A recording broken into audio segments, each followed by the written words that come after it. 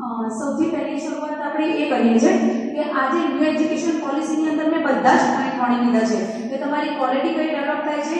જો કોઈ અજાણ્યું હશે ને તો એને બધું જ મળી ગયું હશે.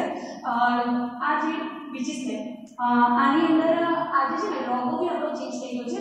પહેલા આ છે ને હ્યુમન રિસોર્સ અને એજ્યુકેશન બંને કમ્બાઈન હતું, હવે એને ટોટલી અલગ કરી નાખ્યું છે. હવે ગવર્મેન્ટે એના લોગો સહિત બધું ચેન્જ કર્યું છે. કેમ જરૂર પડી એની શરૂઆત કરીએ તો આપણે ગુણવત્તામાં જુઓ તો તમે યુએનની અમેરિકાની સ્થિતિ જુઓ, આ છે એનું સ્કિલ બેઝ લર્નિંગ, આ છે ડેનમાર્કનું આટલું છે, જર્મનીનું આટલું છે, જ્યારે ભારતનું સ્કિલ બેઝ લર્નિંગ ફક્ત આટલા જ પર્સન્ટેજ છે અને 96% સાઉથ કોરિયાના લોકો છે કે જેઓ તમે ઇલેક્ટ્રિકલ કહો કે કોઈ પણ કરતા અત્યારે તમે લોકો જોતા છો તો તમારા બાળકો સ્કેડ ગેમ કરીને એક વેબ સિરીઝ જોવે છે. It is totally developed by દક્ષિણ કોરિયા. સો ધેટ મીન્સ કે ત્યાંના પબ્લિક એટલી બધી ઇન્ક્લુડેડ છે આ બધાથી કે એ કોઈની અંદર કોઈ ચેન્જ થાય તો તરત સ્વીકારી લે છે અને એનું જે એજ્યુકેશન સિસ્ટમ છે ચેન્જ કરી લે છે. ત્રીજી સ્લાઇડ. ઓકે, હવે જોઈએ કે આપણે ચેન્જીસ થાય છે એમાં મુખ્ય કયા ચેન્જીસ થાય છે અને આપણે કયા સ્વીકારવાના છે. તો હવે જે નોલેજ મળશે પ્રેક્ટિકલ બેઝ મળશે.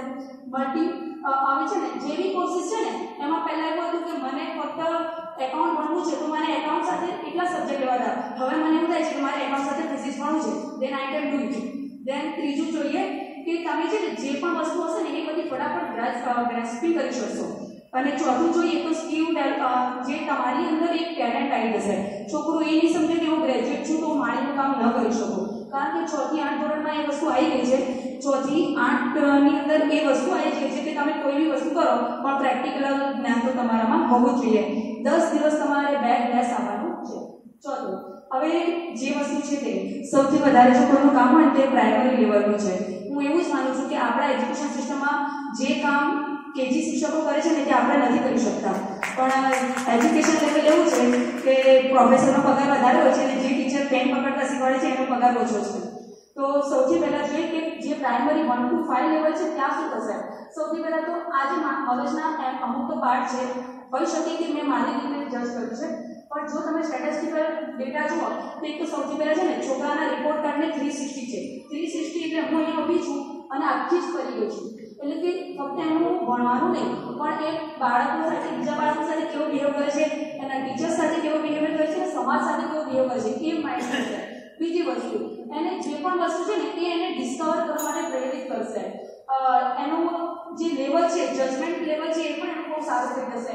એની સેલ્ફ આઈડેન્ટિટી ઓલરેડી વધી જશે, એનો બિહેવિયર સારો થઈ જશે, એ બીજા સાથે રિલેશન કરતા શીખી જશે. કારણ કે સરકારનું એ જ માનવું છે કે જો તમે બીજા સાથે સારા હશો ને તો જ તમે પોતા સાથે સારું કરી શકશો.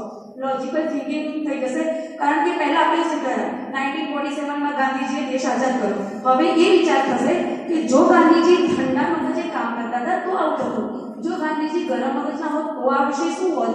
એટલે કે હવે લોકોની થિંકિંગની પ્રોસેસ જ બદલવા માંગે છે સરકાર, કે તમે એ વિચારો કે આ વસ્તુ આવી હોય તો કેમ હોય. અને ત્રીજી વસ્તુ છે કે નાના છોકરાઓ છે એમને કલર શેપ ને બધાનું બહુ ગમતું હોય છે. નાના છોકરાઓને પહેલાં તમે જુઓ તો નર્સરીમાં પેલું બકરાને કસાઈ જોડે લઈ જાય ને એવું થતું, પણ હવે એવું નહીં થાય. હવે એવું થશે કે છોકરાને સરકાર એવું જ કહે છે કે ભાઈ તું ગલીમાં રમતો હતો ને એક જગ્યાએ તું આઈ સ્કૂલમાં રમ. 3 વર્ષે તમારે છોકરાને એડમિશન આપી દેવાનું છે અને 1 થી પહેલાં 5 વર્ષમાં કોઈ પરીક્ષા જ નથી. એટલે છોકરું આવે રમે અને બધા સાથે ભળે. પરીક્ષા શરૂ થાય છે 3જા ધોરણથી. નેક્સ્ટ, હવે આપણે જોઈએ કે આ આખા પ્રોગ્રામને સંકલિત કરવા માટે સરકારે શું કર્યું છે અને આ બધી જ ગુણવત્તા આવી ગઈ છે. જે આગળ આવી ગઈ એ બધા જ આખું કોર થઈ ગયું. હવે BA BCom BSc આ બધું જ જતું, કારણ કે છોકરાઓમાં જે હતું ને કે આ કોમર્સ ઉપરની લાઈન છે, પછી એના નીચેની આર્ટ્સ છે, એના બધા કરતાં વધારે સાયન્સ છે.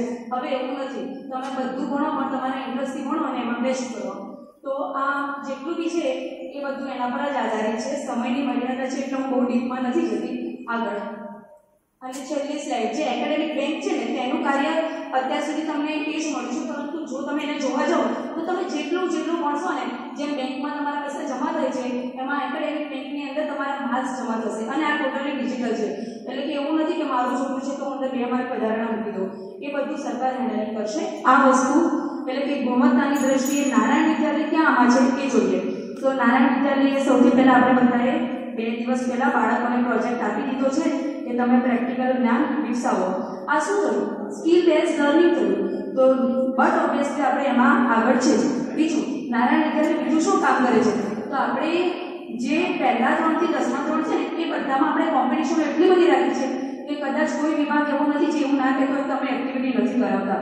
તો આપણે બી છોકરાઓને એ શીખવાડીએ છીએ કે તમે જે ભણો છો તેમાં એક્ટિવિટી સાથે ભણો. આપણો છોકરું તમે ગમે ત્યાં મોકલો કે નાટક બી સારું કરી લેશે, કે ભણશે બી સારું અને ગીત બી સારું હશે. તો મારી દ્રષ્ટિએ નારાયણ વિદ્યાલય ટોપ 10 માં આવવા માટે સ્કિલ બેઝ લર્નિંગ છે જે સરકારની નવી શિક્ષણ નીતિ તે 2020-21માં આવી છે, પણ હું 2014 થી અહીંયા છું. તો મને એવું લાગે છે કે આપણે તો 2014 થી આ કાર્ય શરૂ કરી દીધું છે. હવે પ્રશ્નોત્તરી પ્રશ્નો. હા મેડમ. નવી શિક્ષણ નીતિમાં બાળકને કેટલા વર્ષનો થાય ત્યારે દાખલ કરવામાં આવશે શાળામાં? જનરલી બાળક 6 વર્ષે દાખલ થતું, એની જગ્યાએ 3 વર્ષે દાખલ થઈ જશે. સરકાર એના વિશે વિચારણા હતી છે કે 4 વર્ષ થઈ શકે છે.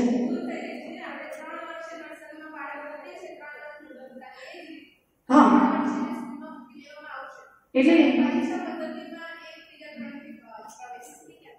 એટલે મેડમ હું પરીક્ષા પદ્ધતિની વાત નથી કરતી, પણ જો તમારે બાળકને પ્રાઇમરી લેવલ પર મૂકવું હોય તો તમે 3 વર્ષે પણ મૂકી શકો છો. બીજી એક વસ્તુ, આપણે આપણી સાથે બીજી ભાષા પણ શીખી શકીએ છીએ. એમાં આપણે છે ને ચાઇનીઝની મેન્ડેટરી ભાષા નથી હોતી. જો કે મને આ વસ્તુ સરકારની ન ગમે, કારણ કે આપણે દુશ્મન દેશની ભાષા જાણીશું તો જ એમાં એન્ટર થઈ શકશું. તો એક વસ્તુ છે કે તમે બીજી લેંગ્વેજ પણ શીખી શકશો અને બહુ સારું જ્ઞાન મેળવી શકશો. હા મેડમ. પહેલા 5 વર્ષમાં છે ને એ જીવન જીવવાની રીત શીખશે અને જે બહાર રમતું હતું એની જગ્યાએ શાળામાં રમશે. સમાજ સાથે એનું કોર્ડિનેશન વધશે. બીજો સવાલ બેન સમાજ પર એની શું અસર પડશે? સમાજ ઉપર કહીએ ને તો દરેક વ્યક્તિ એવું માને છે કે હું આની સાથે જે બિહેવ કરું ને એ વાંધો નથી, પણ તમે હવે જોયું ને નવી શિક્ષણ નીતિમાં રિપોર્ટ કાર્ડ કેવું બન્યું છે? શિક્ષક જજ કરે, તમારો સાથી વિદ્યાર્થી જજ કરે, તમારી એક્ટિવિટી જજ થાય અને સાથે તમે કરેલા પ્રોજેક્ટ. તો માણસ આટલા 12 વર્ષ સુધી ભણશે તો એનો સ્વભાવ ઓટોમેટિક ચેન્જ થઈ જશે. એ અનુકૂલન સાધતા શીખી જશે અને જો અનુકૂલન સાથે માણસ જીવી શકે. પ્રાઇમરીમાં 6 થી 8માં શું પ્રોવિઝન છે આના માટે? 6 થી 8માં જેમ કે તમે વ્હાઇટ જુનિયરની એડવર્ટાઇઝ જોઈ હશે, તો એની અંદર કોડિંગ છે ને એ જનરલી અત્યારે CSE પ્રોગ્રામ એટલે કોમ્પ્યુટર સાયન્સ એન્ડ એજ્યુકેશન એમાં આવે છે. હવે છોકરું 6થા ધોરણમાં હશે ત્યારે જઈને આ સિસ્ટમ ચાલુ થઈ જશે. એ કોડિંગ શીખશે, પોતાને અનુકૂળ વાતાવરણનું સર્જન કરશે. 6 થી 8માં આની સાથે સાથે વ્યવસાયિક માહિતી એટલે એજ્યુકેશન પણ આપવામાં આવશે. ને જે તમે બેગલેસ કીધું ને એ વર્કશોપ બધા આ જ 6 થી 8 ની અંદર જ કરવામાં આવશે, જેમાં વેલ્ડિંગથી માંડીને બધા જ આવા જે યસ. અને 11-12 ધોરણમાં બી લગભગ સરકારનું માનવું એવું છે કે ઘણા બધા 10 થી 12 દિવસ એવા હોય છે કે જેની અંદર આ ફિલ્ડ વર્ક જ કરવું. એટલે મેં કોડિંગ એટલા માટે કીધું કે આપણે બધા સમજી શકીએ. બાકી બાળક 6 થી 8 ધોરણમાં સોનીના ત્યાં બી કામ કરી શકે, લોહારના ત્યાં બી કામ કરી શકે. મેન્ટલી એનું લેવલ એ આવી જશે કે ભાઈ કોઈ બી કામ નાનું નથી. બીજા કોઈ પ્રશ્નો? ઓકે, એક જ મિનિટ. Yes ma'am.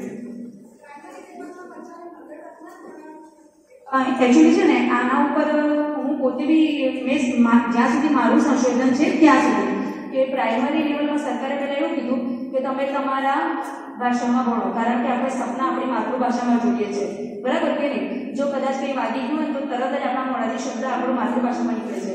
તો સરકાર એ વિશે પહેલાં તટસ્થ હતું, પરંતુ હવે સરકાર થોડી લિબરલ થઈ છે કે જે લોકો પ્રાઇવેટ સ્કૂલ છે હવે એ પ્રાઇવેટ સ્કૂલ ઇંગ્લિશ મીડિયમ વધારે લેવાની છે, તો એ ઇંગ્લિશ મીડિયમમાં એનું એજ્યુકેશન આપી શકશે. તો સરકાર એના માટે થોડી લિબરલ થઈ છે. બીજું મેડમનો સવાલ હતો સરકાર શિક્ષક માટે શું કરી રહી છે? તો સરકાર શિક્ષક માટે નિષ્ઠા જે તમે લોકો ભણો છો એની અંદર અત્યારે જેન્ડર સમાવેશી કોર્સ, વ્યવસાયિક કોર્સ અને જેટલા બી અત્યારે જે 3 મોડ્યુલ જે નિષ્ઠામાં છે, તો સરકારે આ કામ ક્યારનું શરૂ કરી દીધું છે કે ગમે તે કરો, દીક્ષા ડાઉનલોડ કરો અને નિષ્ઠાથી ભણો. બીજું મેડમ એક મિનિટ, આપણે કોઈ પણ આપણે કેનેડિયન PR કંઈક પણ જોઈતું હોય ને તો બાળકો પાસે એના શિક્ષકોના મિત્રોના ફોન નંબર માંગવામાં આવે છે. એટલે વિદ્યાર્થીઓ અમારા નંબર આપતા હોય, આપણે જાણ કરતા હોય કે મેડમ તમારો નંબર મેં આપ્યો છે, એટલે મારા વિશેનો તમારો જે પ્રતિભાવ છે એ તમને પૂછવામાં આવે તો કહેજો, થોડો પોઝિટિવ કહેજો. આ શું છે? રિઝલ્ટ જ થયું ને? હા, વિદ્યાર્થી મિત્રો આપણો પ્રતિભાવ આપે કે આપણે કેવા છીએ, આપણે પોતે આપણો પ્રતિભાવ લખીએ, શિક્ષક આપણો પ્રતિભાવ લખે. શું છે એ જ વસ્તુ છે ને. એટલે બાળકોના ઓવરઓલ અને એક સારા નૈતિક ગુણોના પેલા આવિર્ભાવ વાળું બાળક જે ઉત્પન્ન થાય, જન્મી તો જાય છે પણ ઉત્પન્ન થાય. એટલે ન્યૂ એજ્યુકેશન પોલિસીમાં એ બધી ફેસિલિટી દેખાઈ રહી છે, બધી સંભાવનાઓ દેખાઈ રહી છે. આભાર મિત્રો, તમે બધાએ બહુ સરસ સવાલ કર્યા, બધાને ઇન્વોલ્વમેન્ટ કર્યું.